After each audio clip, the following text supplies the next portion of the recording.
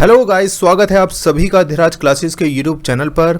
और गाइस, आज की वीडियो में हम बात करने वाले हैं how to prepare for KVS PRT. काफ़ी मेरे चैनल पे न्यू बच्चों ने ज्वाइन किया है और वो डिमांड कर रहे थे कि सर एक बार पूरा सिलेबस बता दीजिए। और कुछ पुराने बच्चे भी हैं, वो ये पूछ रहे थे कि हम कैसे प्रिपरेशन करें। देखिए, अगर हम केवीएस पीआरटी के सिलेबस को देखते हैं तो एक बहुत बड़ा, एक लेंथी सा सिलेबस है और इसको पढ़ने के लिए आपको चाहिए प्रॉपर प्लानिंग। अगर आप प्लानिंग नहीं करोगे तो आप कहीं ना कहीं लैग कर जाओगे। तो आज की वीडियो में हम प्रॉपर प्लानिंग की डिस्कशन करेंगे कि कैसे हम पढ़ें। तो एक एक करके बात करते हैं। सबसे पहले आप किसी भी चीज़ की प्रिपरेशन कर रहे हैं तो आप उसका एक तो सिलेबस चेक कर लीजिए, जिसे हम कहते हैं अपना स्प्लिट अप। स्प्लिट अप का मतलब होता है कि आपके जो स्कोरिंग है, आपकी मेरिट बनने वाली है, उसमें क्या क्या स्प्लिट अप है, यानी कि हिंदी कितने नंबर की है, इंग्लिश कितने नंबर की है, ये आपको पता होना चाहिए। देखिए, केवीएस पीआरटी का जो सिलेबस है उसमें एक बहुत ही अच्छी बात आपको बताता हूँ। वो अच्छी बात यह है कि आपका सिलेबस जो है पूरी तरीके से डिफाइन है। यानी कि अगर आप डीएसएसबी का सिलेबस देखोगे ना, तो उसमें जो लास्ट का जो 100 मार्क्स का आता है वो डिफाइन नहीं है, वो कुछ भी पूछ लेते हैं। लेकिन केवीएस में सारी चीज़ आपको बताई हुई है।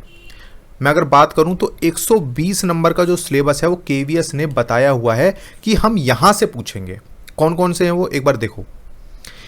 इंग्लिश आपकी 10 मार्क्स की है, हिंदी आपकी 10 मार्क्स की है। ये दोनों चीज़ें केवीएस ने अपने सिलेबस में बताई हुई हैं कि हम इंग्लिश में क्या पूछेंगे और हिंदी में क्या पूछेंगे। जीके एंड करंट अफेयर्स उसने नहीं बताया है, रीजनिंग नहीं बताया है, कंप्यूटर लिटरेसी नहीं बताया है। तो ये तीनों चीज़ों को अभी मैं आपसे बताता हूँ कि इसका क्या करना है। पेडागोजी 20 मार्क्स का सिलेबस आपको बताया है, तो सब्जेक्ट कंसर्न आपका है 80 मार्क्स का, ये भी आपको पूरी तरीके से डिफाइन है। तो कौन कौन से हो गए? 80 मार्क्स, 20 मार्क्स, 10 मार्क्स ये और 10 मार्क्स ये। तो कितने बने? आपके बने 120। ये 120 मार्क्स का सिलेबस केवीएस ने आपको एक्सप्लेन किया हुआ है। ठीक है, ये जो तीन है ना, ये काफ़ी जर्नल हैं, काफ़ी जनरल हैं। अगर आप जर्नल पढ़ के जाओगे ना, रीजनिंग जर्नल सी पढ़ जाइए, कंप्यूटर पढ़ जाइए, और करंट अफेयर्स तो बिल्कुल जर्नल होता ही है। आप लास्ट के जो 3 to 4 मंथ्स या 5 to 6 मंथ्स का देखेंगे, आप इजीली इसमें फुल स्कोर कर सकते हैं। ठीक है, जीके भी आपकी, अगर आप प्रीवियसली टच में हैं तो इजीली आप इसमें 1-2 क्वेश्चन आते हैं वो कर सकते हैं। तो अब 120 नंबर का जो सिलेबस डिफाइन है, यही आपका जो है एक मेरिट पॉइंट बन जाता है। और अगर आपको केवीएस बोल रहा है तो इसको अच्छे से पढ़ो। ठीक है, अब एक बार सिलेबस देखते हैं। तो जो टोटल 120 मार्क्स का आपका डिफाइंड सिलेबस है, सबसे पहले हम उसको देखते हैं। देखिए, कोर लैंग्वेज जो आपकी सब्जेक्ट कंसर्न में पूछी जाती है, ये है आपकी 20 मार्क्स की। ये भी आपका 20 मार्क्स का है, ये 20 और ये 20। तो ये है आपका सब्जेक्ट कंसर्न है, ये 80 मार्क्स का। प्लस मैं आपको बताऊंगा 20 मार्क्स की जो पेडागोजी है उसका सिलेबस मैं आपको बताऊंगा। और जो पार्ट 1 का सिलेबस है, पार्ट 1 आपका टोटल 20 मार्क्स का है, वो भी मैं आपको बता देता हूँ।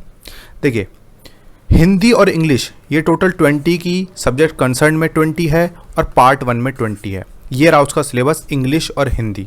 बिल्कुल जर्नल सा इजी सा सिलेबस है। अगर आप कोई भी बुक ले लेते हो ना मार्केट से ग्रामर की, इजीली आप इसे कवर कर सकते हैं।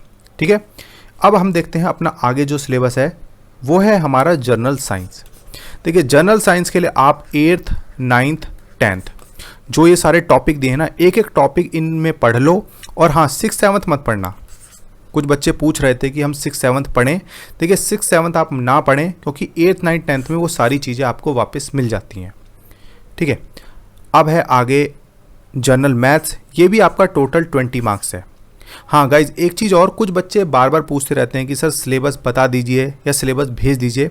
देखिए, आप मुझे इस नंबर पे मैसेज कर देना अपना नेम लिख के, और बता देना कि आपको सिलेबस चाहिए। ये सिलेबस मैं आपको सेंड कर दूंगा। दूसरी चीज़, ये जो सिलेबस है आपका केवीएस की साइट पे भी अवेलेबल है, आप इसे वहाँ से भी डाउनलोड कर सकते हैं। तो मैथ्स का सिलेबस आपने देख लिया। वही ये जो सारे टॉपिक है ना, ये सिर्फ आप इन्हीं टॉपिक को पढ़ें, आप पूरी बुक को ना पढ़ें। आप सोचते हैं कि आपको 8th, 9th, 10th की सारी बुक पढ़नी है, सारी नहीं पढ़नी है, सिर्फ इन टॉपिक्स को आपको पढ़ना है। ठीक है, इसके बाद आगे देखते हैं। यह है आपका एनवायरमेंटल साइंस। ये भी आपका टोटल 20 मार्क्स का बिल्कुल इजी सा सिलेबस है। काफ़ी चीज़ें ये तो मैं कवर कर चुका हूँ। ठीक है, अपनी जो वीडियोज़ मैं शेयर करता हूँ आपसे, ये सारी चीज़ें मैं आपसे वैसे काफ़ी डिस्कस कर चुका हूँ। उसके बाद है आपकी पेडागोजी। देखिए, पेडागोजी का सिलेबस भी आपको केवीएस ने डिफाइन कर रखा है 20 मार्क्स का। ठीक है, 20 क्वेश्चन पूछे जाने वाले हैं। और ये सिलेबस की अगर मैं बात करूँ, ये CTET के सिलेबस से भी काफ़ी कम है। अगर आपने CTET क्वालिफाई कर लिया है, वैसे तो सभी ने कर लिया है, तो सिलेबस उससे भी कम है। आपको सिर्फ एक बार अपनी सरसरी निगाहों से इन्हें देखना है और आप इजीली जो भी क्वेश्चन आएंगे KVS में उन्हें अटैम्प्ट कर पाएंगे। ठीक है, अब आगे चलते हैं हम। देखिए, अब यहाँ पे मैंने इसको पूरा एक स्प्लिट करके रखा हुआ है कि हमें कैसे कैसे प्रिपरेशन करनी है। देखिए, इंग्लिश टोटल आपकी 20 मार्क्स की है, हिंदी आपकी टोटल 20 मार्क्स की है। पार्ट 1 में 10 की है, पार्ट 2 में 10 है, पार्ट 1 में है, पार्ट 2 में भी 10 है। ठीक है, तो इसका सिलेबस मैंने आपको बता दिया। पैडागोजी का सिलेबस भी 20 मार्क्स का मैंने आपको बता दिया। जनरल साइंस का सिलेबस भी मैंने आपको बता दिया। जनरल मैथ्स का भी सिलेबस आपको बता दिया है।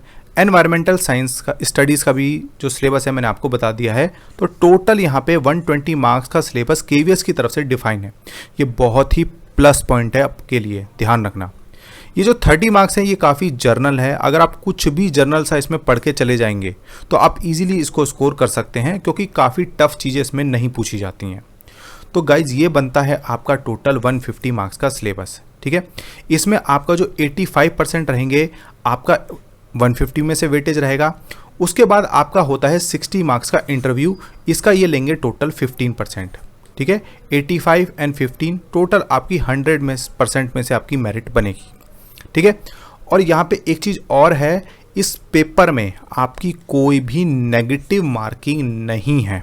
तो देखिए कितनी अच्छी बात है कि आप पूरे 150 के सारे क्वेश्चन अटेम्प्ट कर सकते हैं। अब बात करते हैं पढ़ना कैसे है। सिलेबस आपने जान लिया है कि सिलेबस क्या है।